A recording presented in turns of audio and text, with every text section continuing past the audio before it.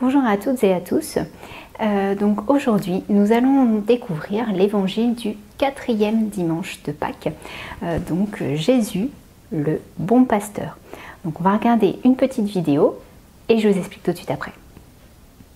En vérité, je vous le dis, celui qui n'entre pas par la porte dans la bergerie, mais qui y monte par ailleurs, est un voleur et un brigand. Mais celui qui entre par la porte est le berger des brebis.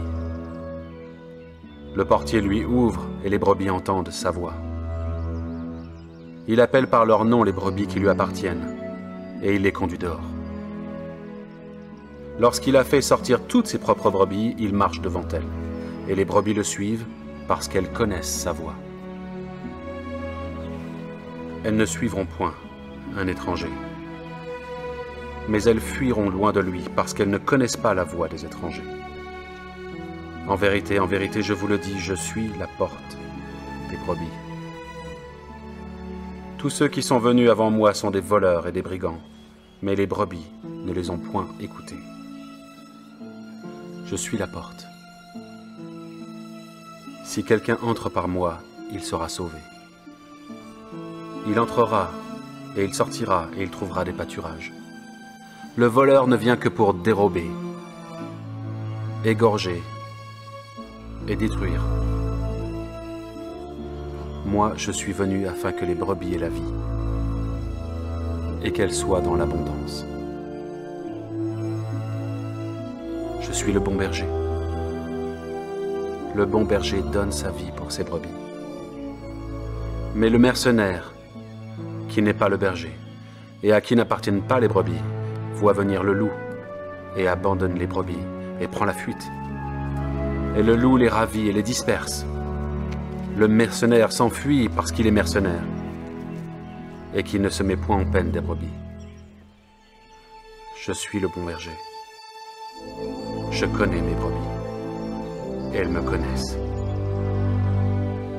Comme le Père me connaît, et comme je connais le Père, et je donne ma vie pour mes brebis. J'ai encore d'autres brebis qui ne sont pas de cette bergerie.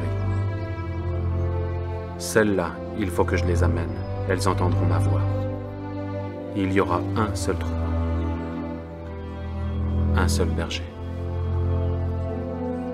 Le Père m'aime parce que je donne ma vie, afin de la reprendre. Personne ne me l'ôte,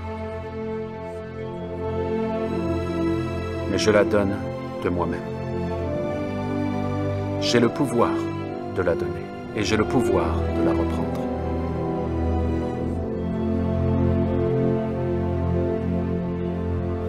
Tel est l'ordre que j'ai reçu de mon Père. Alors concrètement, qu'est-ce que nous apprend Jésus? Donc là, quand on le voit en train de parler au milieu de la foule, c'est ce qu'on appelle une parabole.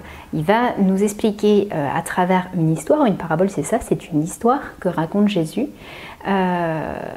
ce qu'il est véritablement venu faire sur terre, parmi nous, parmi les hommes. Et donc pour ça, il essaye de l'imager avec des histoires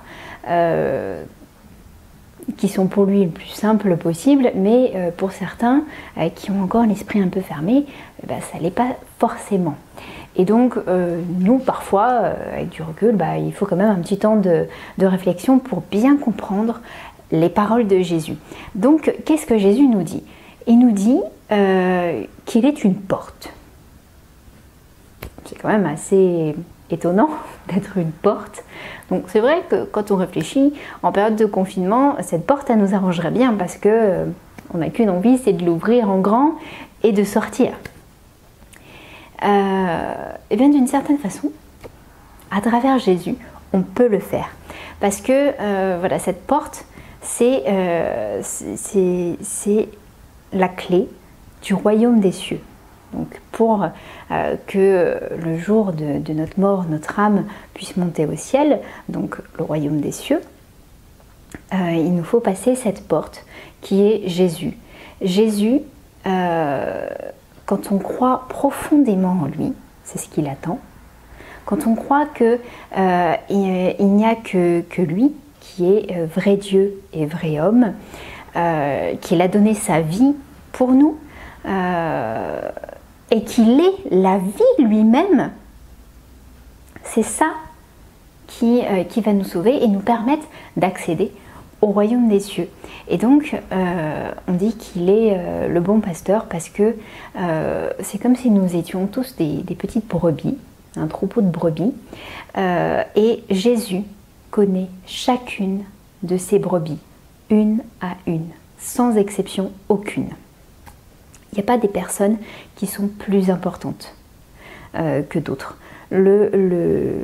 Le nouveau-né ou celui qui va arriver, ou bien un grand roi, le pape lui-même, chacun d'entre nous, on est tous aussi importants aux yeux de Jésus, aux yeux de Dieu.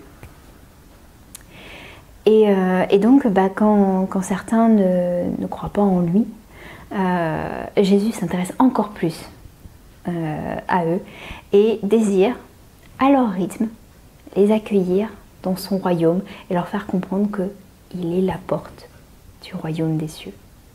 Donc j'espère que on sera toujours plus nombreux à tenir fermement cette porte et pour pouvoir rentrer dans le royaume des cieux.